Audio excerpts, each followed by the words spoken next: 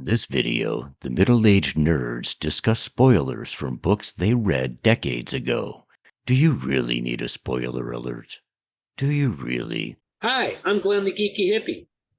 And I'm Bill, also known as Matt Stagger, and welcome to Non-Terrestrial Half-Life, where we take books we read in the first half of our lives, we reread them, and see if they still stand up to what we thought they were the first time we read them. And this time we are doing Dragons of Summer Flame from Dragonlance. And Glenn, what was your opinion?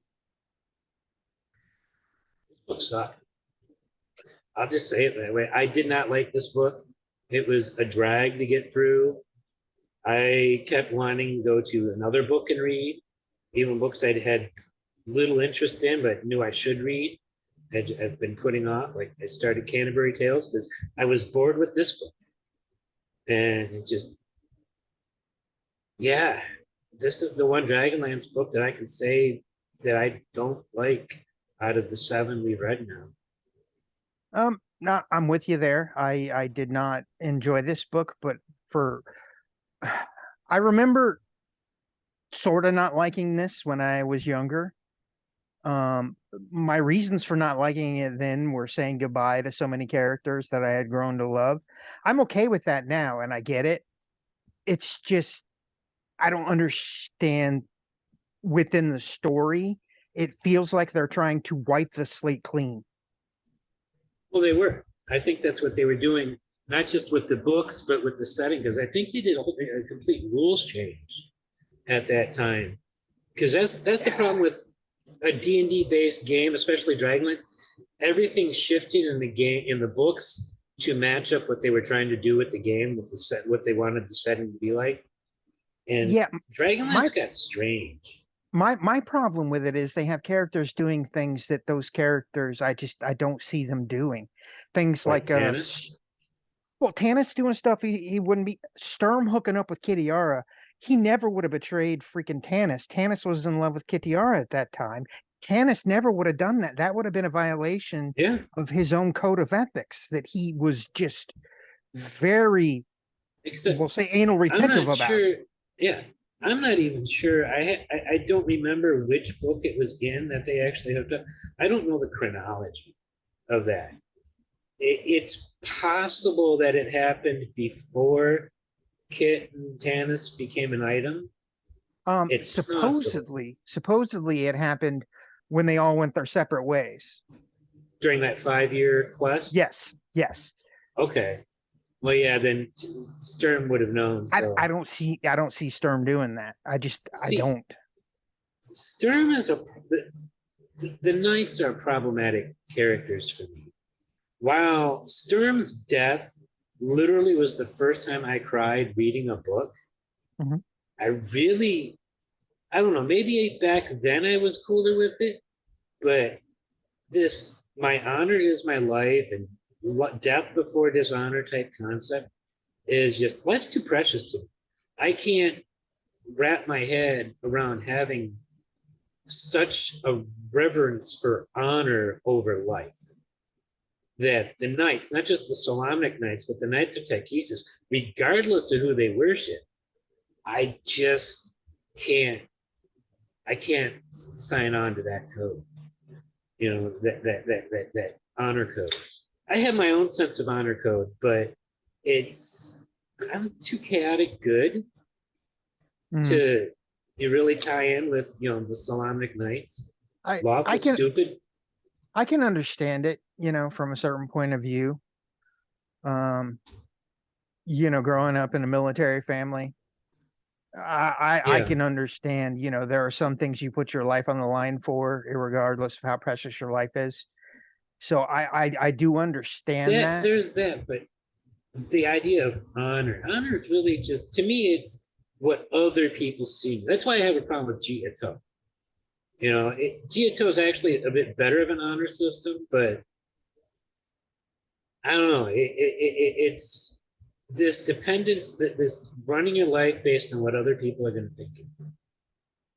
Well, that was kind of the great thing about Sturm, was that wasn't the case, because he wasn't an actual sworn knight. He had his No. own code and rules that he went by, and he stuck to them. And that was one of the things in the first books, was Storm Brightblade stuck to his code. He did not break it. I can't see him hooking up with a woman that he knows his best friend is in love with. I mean, I just don't see him doing that. So that bugged me right off the bat, and I'm like, Yeah,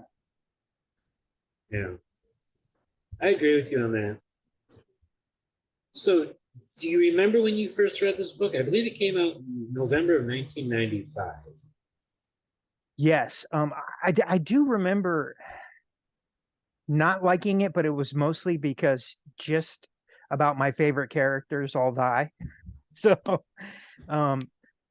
not that that's necessarily Little a guy bad over thing. there. Yeah, man. That ending don't- with meeting up with Flint. That made me cry too. Yeah, absolutely. Most What of the times bothers I've cried reading a book were these. that bothered me more than anything else my first time reading it. This time, way different.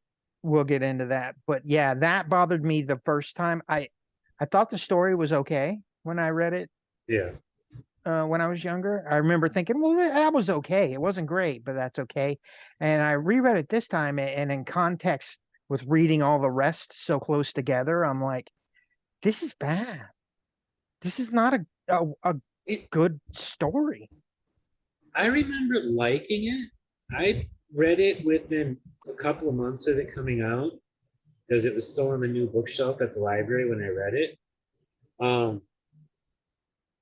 But the story's awkward. That's the only way. It's the best word I can think of to describe the plot, the story of it. It's disjointed, if that makes any sense. Do you see what I No, mean? it does 100%. It doesn't It's flow. no, It stutter steps no. instead of flowing. Almost like they were writing it to be a serialized story, but each story inside didn't have its own beginning, middle, and end. It was just this sequence, boom, okay, now we go to this sequence, and it just,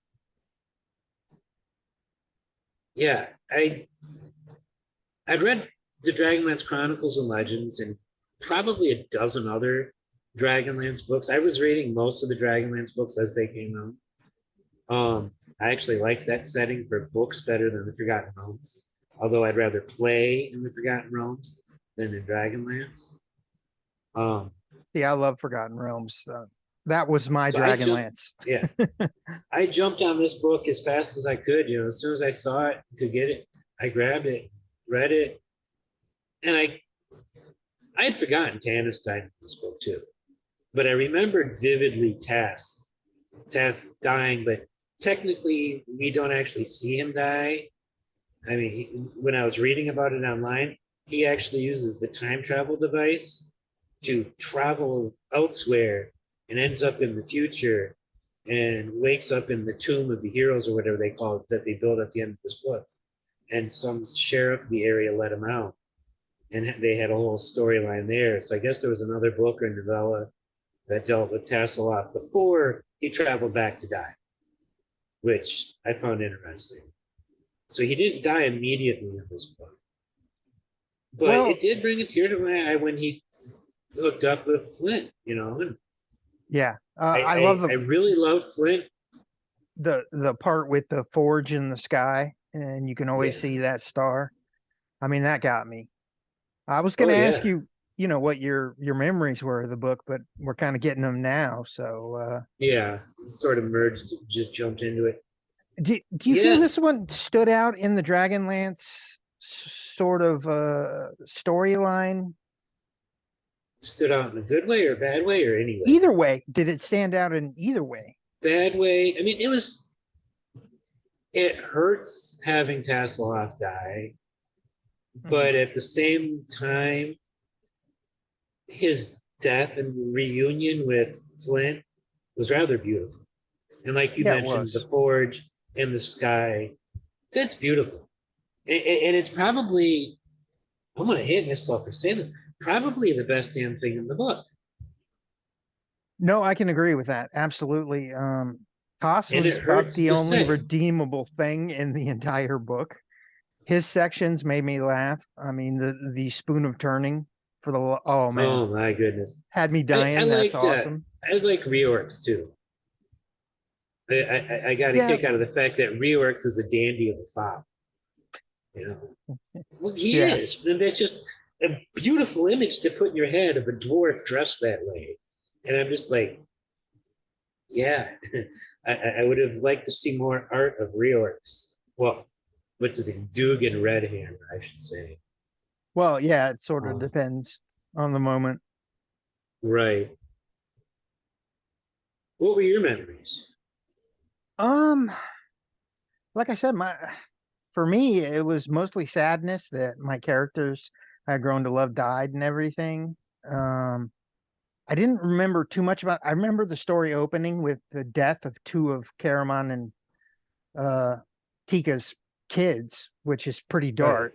So I remember it being pretty dark. Um, I remembered loving Palin, and this time I did not. Yeah, I feel you on that. I don't know if I'd say I loved him, but I liked him. He This was time, my favorite new character was yeah, Palin, and this time I'm like, he just comes off as sort of clueless clueless. Like, the throughout the whole ingenue, thing. Yeah, Osha or Usha or whatever her name is. Usha, yeah. I keep wanting to say Osha from Game of Thrones or Asha, but Usha, yeah. I didn't like Usha. I don't remember how I felt the first time, but I'll tell you, this time around, I thought she was a stereotype trope. You Um, know, I'm okay with her whole arc, and it's mainly because she's never been off the Irda Island. So true. so her being I that get it. naive, It makes sense, but I didn't yeah. like it. So that didn't There, bother me so much.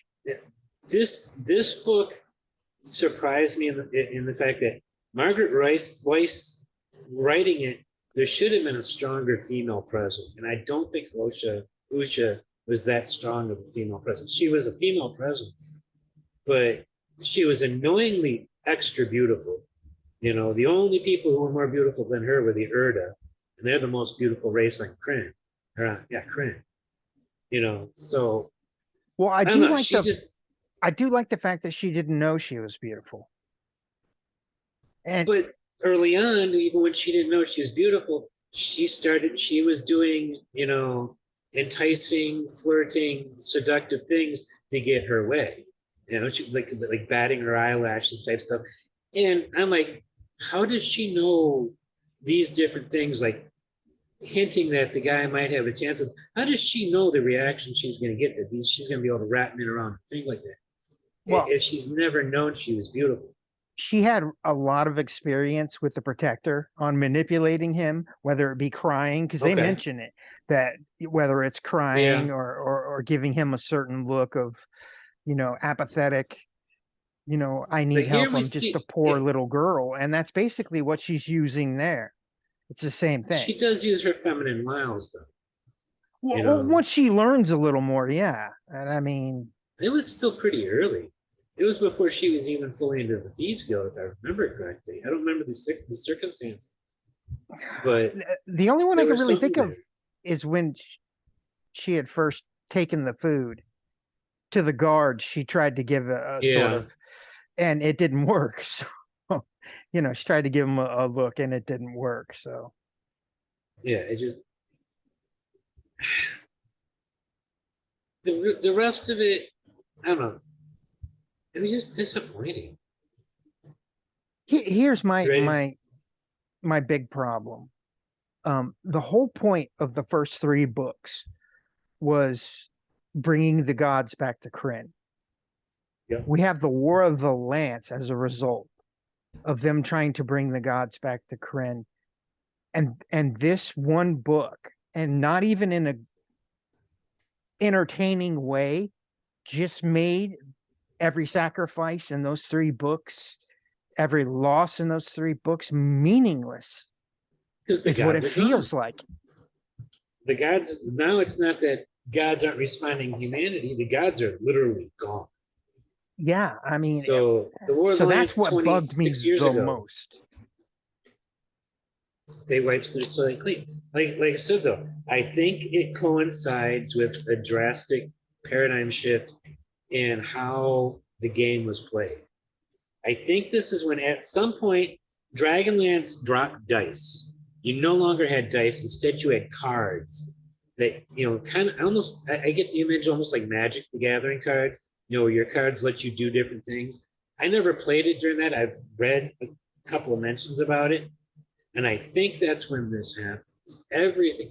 And they wanted to get rid of the gods and get rid of magic and make new magic, I guess. Like I was saying, that's the problem with writing stories set in a setting where you basically have a committee deciding what's going to happen going forward in the game, and then having to write books that coincide with it. And it's just, it can get messy, and it really did with this. Yeah, this book did feel messy. Like I said, it's very scattered. It has potential. I mean, the whole idea of chaos being trapped in the gray gem and being unleashed, it had potential. And they set up a bunch of stuff like the politics between the elves. And I'm like, yes, we're gonna get, and then all of that stuff is just ignored. No, because they cover it in other books. And I'm other like, authors cover it in other books. yeah, I know, but I mean, I got no resolution, no hint. Yeah. There's 100 some odd Dragonlance books out there. I'm going to be About that honest. many. After this read, I think I'm taking a break from Dragonlance for a while because this. I am retired. I have no, and it's not because of this book. Dragonlance wasn't really something that I had before we decided to do this channel. When I was toying with the idea of rereading books, Dragonlance wasn't one of the ones that I had on my mind because it was on our share. It was a mutual series on our lists when we made them. I thought it'd be a good idea and kind of fun, and it has been fun for the most part. Yeah. Dragonlance Legends was better than Chronicles, I still think. Yeah, I agree. And Chronicles is the original 3 Chronicles is way better than this one. But yeah, I don't think I have no need to read Dragonlance again. It's just like, I don't know if I'll ever be reading any Forgotten Realms again. Or even Vampire the Masquerade, which I used to play a lot and read a lot. Well, we got some Forgotten Realms stuff on the list, so. Yeah, might read some down the road for this. Yeah. Or if they get adapted, might read them for what the adaptation. I would reread Dragonlance again if they got adapted on the screen. And I actually think that's a good project to cover if you do Dragonlance on screen. I think most of the Dragonlance books, except this one, would be a lot better movie than Honor Among Thieves, which wasn't bad. I just wasn't expecting that movie to be as much of a comedy as it was. I like comedy in my D&D, but I also like my D&D a little bit more serious. Take itself seriously, and then add comedy. And that's what this series did mostly. I mean, this book was funny. This book did make me laugh a number of times. Yeah, mostly it had moments. Mostly my favorite character. Was Tasselhoff your favorite character the first time you read it? Overall, yes. My favorite new character was Palin, but I mean, nobody's going to replace Taz. I mean, Taz. I love old man Taz. I do too. Yeah. You figure Taz is the age you and I are now. Maybe a little bit older. I'm pretty sure I could pull off a top knot. I think I could too. It wouldn't be as good as his. I'm almost short enough to be a Kender. I'm only 5.5. They're what, 3-4 feet tall? Taller than hobbits, I think. Taller than dwarves. I'm not sure. I wouldn't be a good Kender though, because I don't have as sticky of fingers as as Tasselhoff does.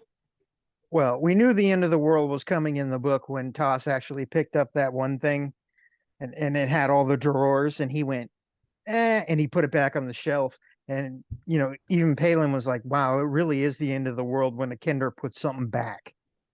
Yeah. Or when the Kender's bored. I have to agree, that is a frightening concept, a bored Kender. Frightening, but at the same time, very intriguing.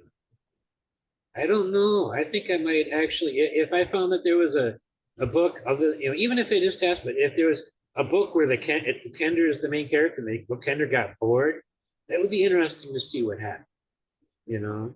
There's that many books. I'm sure there's at least one short story out there at minimum. Yeah. Tass will always be my favorite character, actually, in any D&D setting. He's got this endearing innocence to him, this naivety, whatever it is. And it's just, I'm not upset he died, like I said, but I missed him going forward after this, because I did read some of the other books after this, but not too many. What things had you forgotten about that pleasantly surprised you during this book, or unpleasantly surprised you? I had forgotten a lot. Like, I forgot it opened with the death of two characters. Well, not even the death of two characters already dead. Right. Who I think I might have read a short story or a book that had them in it. I'm pretty sure I'd read something with Palin at least before I read this, because I knew Palin. I forgot we met reorcs, which was fun. A little confused why he's a dwarf. He's a god. He created the dwarves.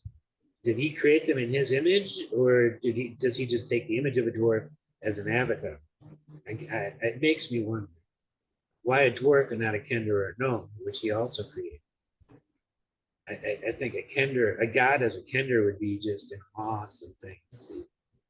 I think he gets more actual worship from the dwarves, so it may make sense that he would prefer them. Yeah, that's my headcanon for it. I mean, I had vague recollections of the war that took up the first half of the book when the Knights of Tychesis were taking over everything.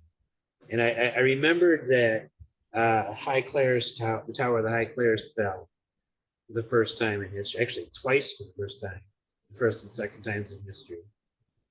That was about it. How about you? For me, it was that Sturm and Kitiara had a son. I mean, I had forgotten all about that. Maybe I blocked it out because, like I said, it just goes against everything that I think. And is it just me, or is Steel a stupid first name? Agreed. But is it a Kitiara type first name? Absolutely. Surprised she didn't call him Blade. Name him, or did Sarah? Or did Sarah raise him? The one who raised I don't know. him? Yeah. Well, I don't know about naming him. I mean, I know who raised him, but I don't know about naming him. So I just think the name is Steel. I mean, it kind of almost rings off the tongue, Steel Brightblade, but Steel for a first name is just, hey, Diamond, how you? Well, no, there are people named Diamond. Hey, Gold, how you doing? How you doing, Iron Ore? It just, it seems silly. Yeah, it does. I know it's a stupid thing to complain about. I know it's a stupid thing to complain about, but it's there. Yeah, I mean, anything else? I had forgotten all about that. I think overall, I had forgotten pretty much about Chaos altogether. I knew there was something in the gym and there was a catastrophe that was going to happen when the Urda cut it open, but I had forgotten it was actually the father of the gods, Chaos. So I had vague recollections of that. How has your life experience changed your perspective on the story, the characters, and even the quality of the prose? which I think the prose was down from Legends. Legends had better Agreed. prose, I think. Yeah. Having read a lot more fantasy and, some on the Ursula K. Le Guin side, I don't expect Dragonlance to be flowery and beautiful prose. This was a step down, I think, prose wise, even for them. Structure wise, I can see like ideas that were started and look like they were going somewhere, and then they're just abruptly cut off. So I don't know if Yeah, I feel like somebody was coming in and going, no, we're not going to go there. Like it they started, might have written too big of a book. I'm not sure, but that's what it felt like to me. I don't think Because I this book, picked up on that earlier in life, and I think it's just my more experienced reading brain going, that doesn't feel right. It felt like it was going somewhere, and then it was abruptly cut off. see, I think one of the things that's changed for me, um, I mentioned it earlier. I used to be kind of cool with the Solemnic Knights, code, the code law or whatever they call it, whatever their The phrase is, measure, the measure. Thank you. yeah. Um, I used to be okay with that, but I was also a little bit more hot-blooded, fiery tempered person when I read this. I was in my mid-20s, and I'm not the same person I was in my 20s in so many ways. I mean, there are aspects of me that are the same, but Right. I'm a lot calmer and more chill about things. Well, I do sometimes get a little angry, um, and I'll rage tweet, then I have to delete it before people see it because I forgot to just close it out before hitting send, which is actually a good way to do it. Just type your tweet and then hit delete. Um, Well, I mean, if you're going but to do that, just do it on your notepad. yeah, There's no but accidental it send feel button on your notepad. there's a different feel when you see it going into the tweet box on Twitter. You feel more like you're really doing it. Um, yeah, I hate saying I'm more mature, but I, We'll say you're more I, seasoned. I yes, I think I was probably knowing me. If I had read this at the same time I'd read the first 6 books, I'd have had a major crush on Usha, or whatever. But now I just can't stand her. It's not that I can't stand her; just I find her bland and cardboard cutout to me, you know, and I don't accept it as readily as I used to. I was more forgiving of bad prose, more forgiving because I was reading a lot of bad prose because very few of the D&D books actually have that good of prose, no matter who the author is. I've noticed some good stories in there maybe, but the prose isn't the best. Yeah, and there's some bad storytelling. Like I still don't see the point to that Knight of the Thorn that wanted Palin and Steele dead so bad. Her vision that they were going to be the downfall. First of all, I don't see how they were the downfall of the Knights of Technesis at all. I think the chaos was the downfall of the Knights of Technesis. And killing those two, I don't see how that would have stopped chaos at all. As Well, a it matter of wouldn't. fact, it would have made it worse. But So well, they actually prove that out when they have Palin. They have him captured. She throws the stones for him. She grabs the two stones that are Brightblade and Palin, and Palin points out Doom is still there. Remove us from the equation. The Doom is still Doom is there. still there. Yeah. So So the whole conflict with her, it it's so pointless that it seems pointless and just a contrivance to have for the whole quest of going home and then having to come back and then Sturm or not Sturm Steele keeping Palin as his prisoner the whole time. It was solely contrived to cause that, as far as I can tell. when it comes from a writing standpoint. For me, I think the whole storyline feels contrived. Like they went to them and Yeah. went, look, we know you don't want to keep writing, all these Dragonlance novels. So can you give us a blank slate? And they were like, we'll try. And that's what we get at the end of this book is a blank slate. A world where new gods can be introduced because there are none. Different magic systems can be brought in because there aren't any. And yeah, Makes me wonder, do you remember if clerical magic worked at all after this? That went away too, didn't it?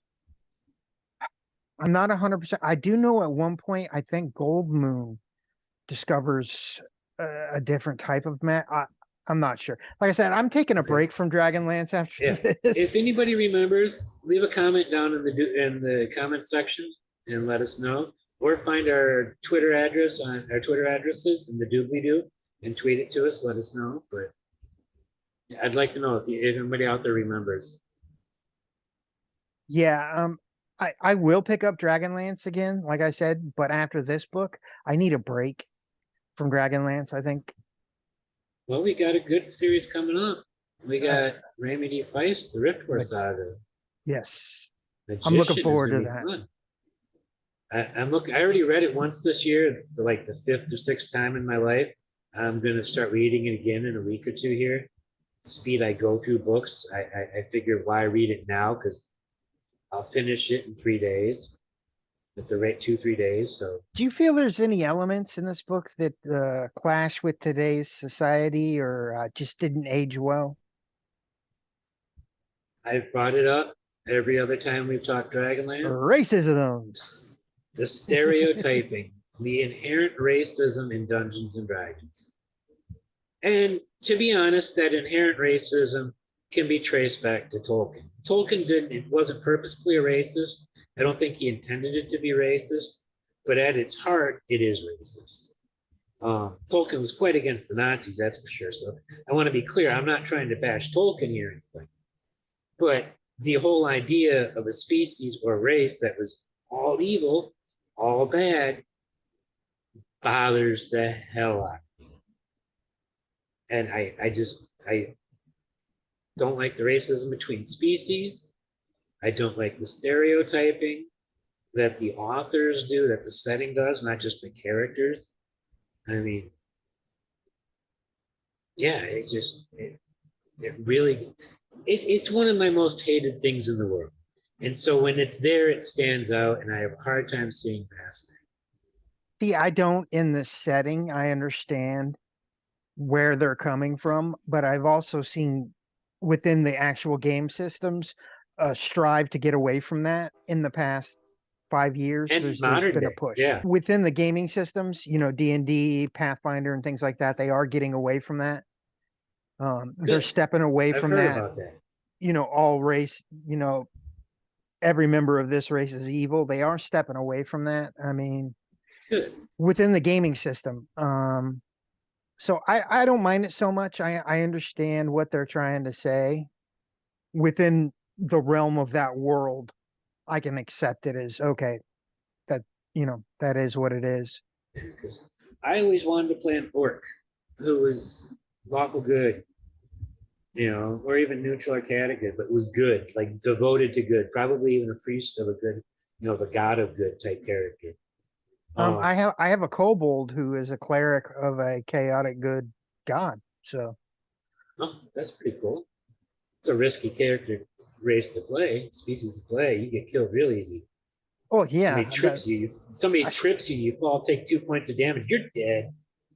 Well, I'm not that squishy, but yeah, I am pretty squishy. Yeah, kobolds are snacks, really. Pretty much. So have fun playing that. I have been actually. It's been really fun. I had the Humanoids Handbook back in 2nd edition, and made a kobold character, but never quite played it. Never had the opportunity. I've been hearing a lot. I've been seeing a lot online about D&D and Pathfinder and other role-playing games getting away from species alignments, which I think is a great thing. because I just a lot of people complaining about it. And the first complaint I saw about it, I was like, what? Huh? And I'm like, huh, they got a freaking point there.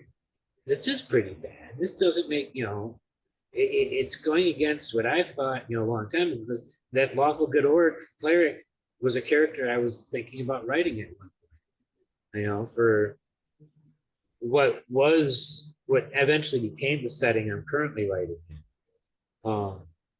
But that character doesn't exist because I don't have orcs. So, Well, I understand, if it's worked within the world. Like, okay, let's take a Song of Ice and Fire. Can you see a good White Walker? no. I Okay, understand that. so I can accept within confines of if it's built into the world, I can understand Right. why they go that and route. D&D has for a long time broken that trait too, because we have Drizzlord, a good aligned drow or drow, if you listen to Gary Gygax's pronunciation. I have a former boss of mine actually played a game of D&D at Gen Con that was DM'd by Gary Gygax himself. And they had the Nice. drow, and Gygax called them Drow. And so I'm like, okay, it's the only time I've ever heard that pronunciation, but I can see why. Yeah, my head canon is always going to be Drow. Same here. So, so yeah, but I'll admit D&D has gotten away from it for a long time, but they still played into it, and Driss played into it, just consciously fought against it, if I remember correctly. he does. It was a conscious thing, and that's a character whose sense of honor and decency I really do respect. But yeah, we do have the Dark Elf trilogy on our list, so that will be fun. and I gotta tell you, that's my Dragonlance. With the way Dragonlance was for you, Forgotten Realms was for me. So I read the first few of the Driss books and the Icewind Dale trilogy. I really like that. yeah, me too. Are there any themes that you picked up on that you noticed that you may have not noticed in the past, or even somewhat related to that character flaws that you didn't pick up on the first time? Yeah, I did. The first time I did not pick up on how clueless Palin feels for about 75% of this book. Yeah, he came off very, and I get it. He lost his brothers, so he's a little off kilter. But I mean, even once he sort of gets a new mission, he's still kind of clueless. And I found it a little annoying. I'm puzzled with Palin why he's such a weak magician after taking his test at the Tower of Wayward, because I'm pretty certain that they made clear that he had taken his test. Yeah, and yeah, he's he had. so weak in magic compared to Raceling, who, like within a couple of years, less than 5 years of his test at the High Tower of Wayward, he was like super duper powerful in the original Chronicles. Well, not super duper powerful in the Chronicles. He was pretty damn powerful in the Chronicles. Yeah, but let's look at what he had to pay to get that power. I mean, granted, your normal magician is not going to go to that extreme in order to gain power. And they won't have Fist and Danalists teaming up with you. So, but still, the dichotomy there of how weak Palin was, and he's the only other wizard we've really seen within a few years of being their test. All the other wizards we see are master wizards, basically, high ranking or high level wizards. Well, yeah, we got Dalamar and what was his Jenna. There was Jenna. Yeah. There was that nasty one, the Knight of Takesis, the Knight of the Thorn, Lilith. Yeah. Which was such a stereotype name. I actually, on behalf of a lot of friends of mine who have a lot different ideas of Lilith and what that means to them, I actually kind of find that a little bothersome that they did that, but it makes sense at the same time with the origin of that name. But yeah, I don't know. Well, don't play I the think it new was a little bit Diablo because the main bad demon is a female demon named named Lilith. So so stereotyped.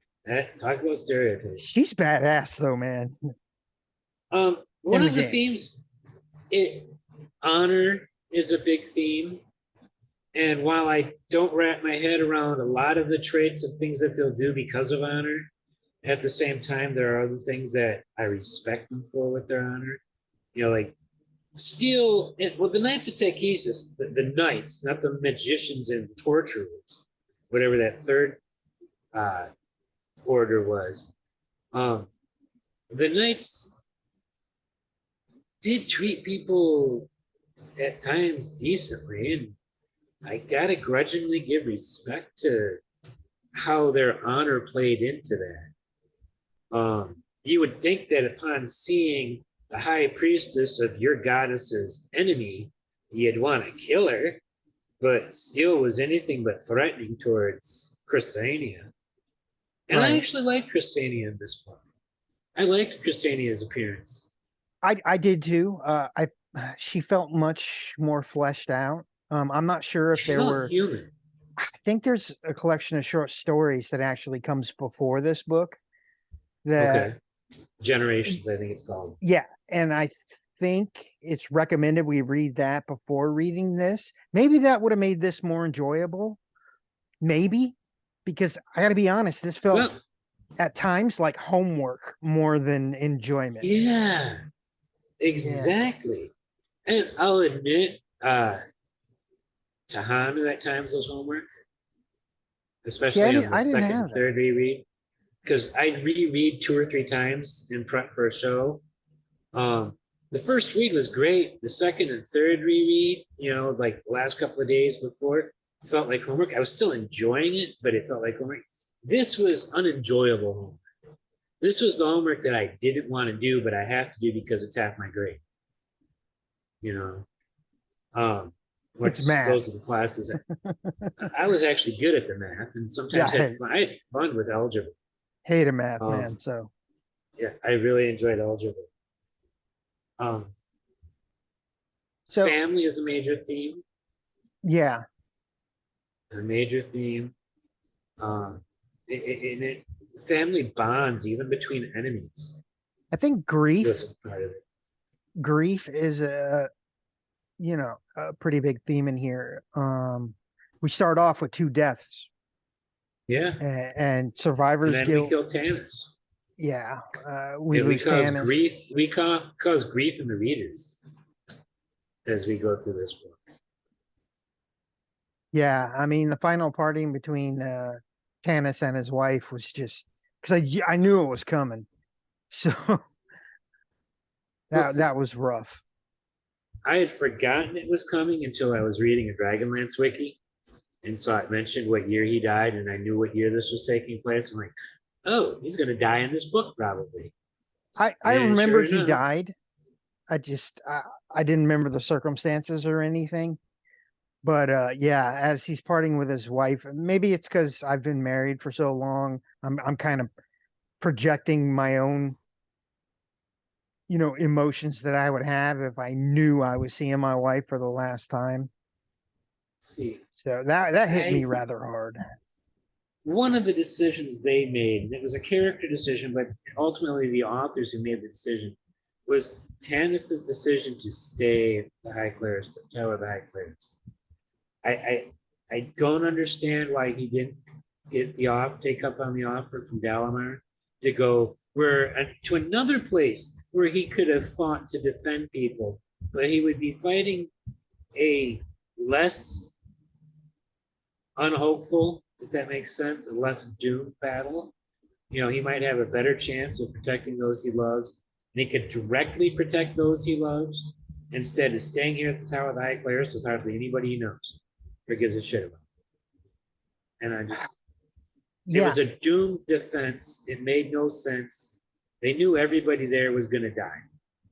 That's why. See, again, we have a character doing something that they normally wouldn't do because I feel like they're trying to wipe the slate. Yeah, except I think he would have. I don't like that he did it, but I think it makes sense for his character because even going back to the previous books, it was said that Tanis didn't follow so much follow and swear by the oath and the measure. He lived by it. You know, he lived up to the ideals of that. Maybe not directly one to one, but he was an inspiration for the Solomonic Knights, and I think they rubbed off on him because they made him an honorary knight. You know, so he's technically a freaking Solomonic Knight. So it makes sense that he made that stupid decision, but I don't have to like it. Just because it makes sense for the character to do doesn't mean I have to enjoy it. My question to you is, would you recommend this book to younger readers today, or? And on my notes, I have one word: no. Unless you really, really, really enjoyed and you're the earlier Dragonlance and you're kind of a completist like I tend to be sometimes, where you start a series or a saga or whatever, you just have to read all of it. But if you're not like that, I wouldn't encourage it. I'd say don't bother. I disliked it that much, and it's very rare that I'll finish a book that I dislike enough to say no, you shouldn't read it. But I did.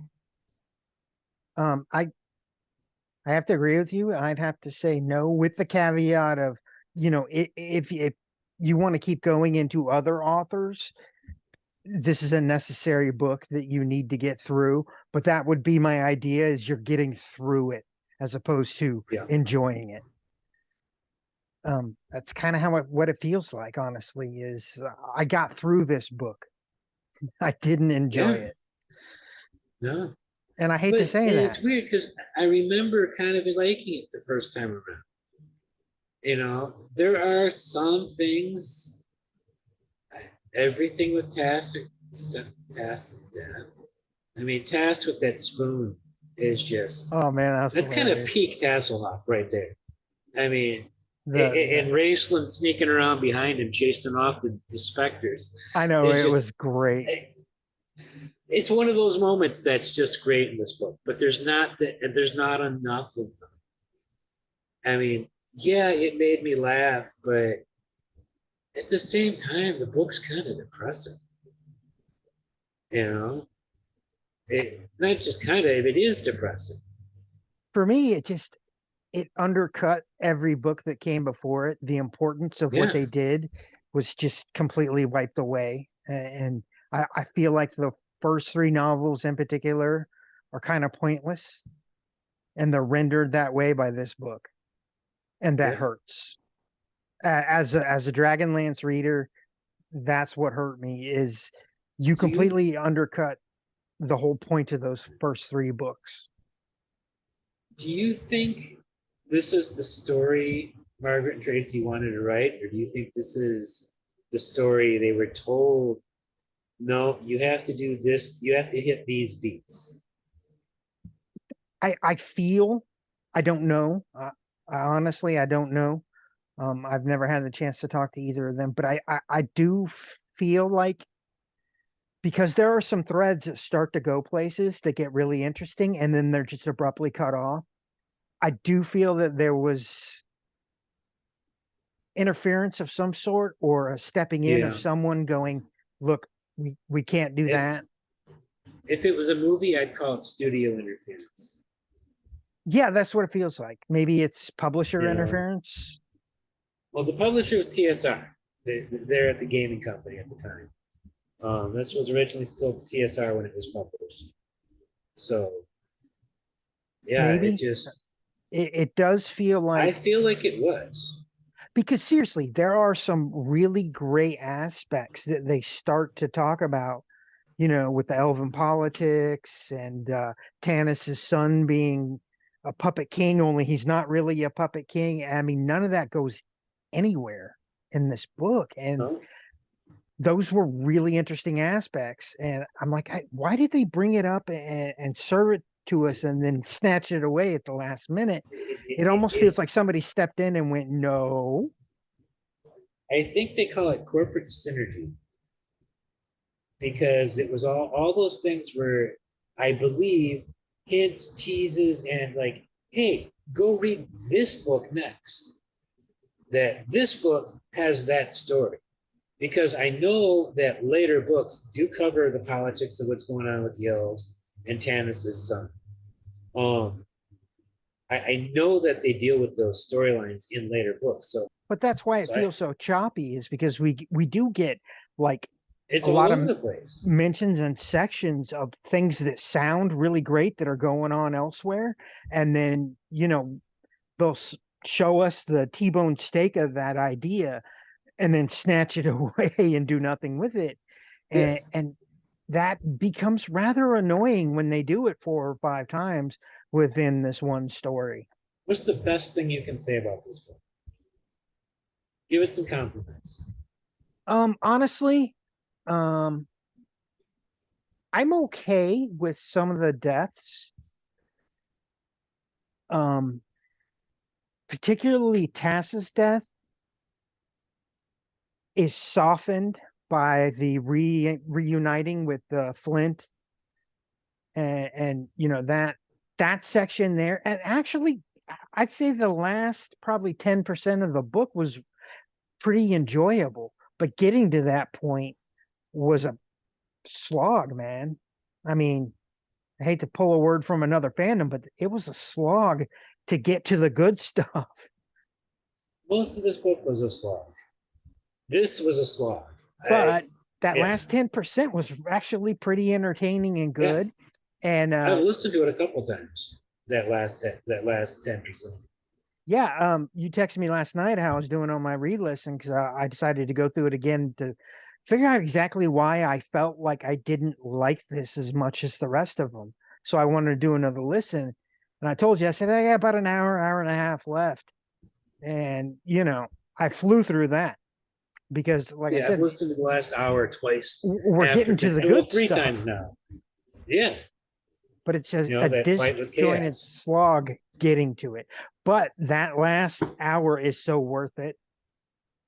How'd you feel about Steele and Palin making it through the Shoykan Grove?